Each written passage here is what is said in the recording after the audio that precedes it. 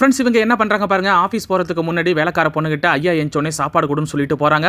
இந்த பொண்ணு அம்மா போயிட்டாங்களா என்னான்னு சொல்லிட்டு எட்டி பார்க்குறாங்க. இந்த பொண்ணு போகிற மாதிரி கதவை சாத்திட்டு போகாமல் வீட்டுக்குள்ளே இருக்காங்க. செருப்பை கைட்டி போட்டுட்டு வேலைக்கார பொண்ணு என்ன பண்ணுறாங்கன்ட்டு வாட்ச் பண்ணுறாங்க. ஏன்னா இவங்களுக்கு கொஞ்ச நாளாவே வேலைக்கார பொண்ணு மேலே ஒரு டவுட்டு.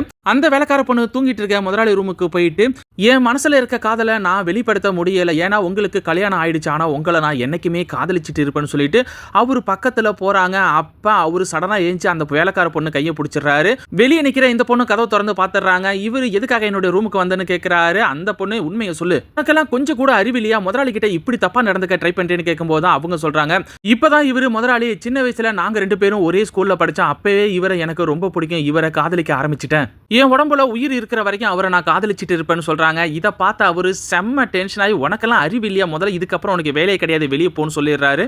இருந்தாலும் இந்த வேலைக்கார பொண்ணு நடந்துகிட்டதும் அவங்க காதலும் சரியா தப்பான்னு சொல்லிட்டு மறக்காம கமெண்ட் பண்ணுங்க.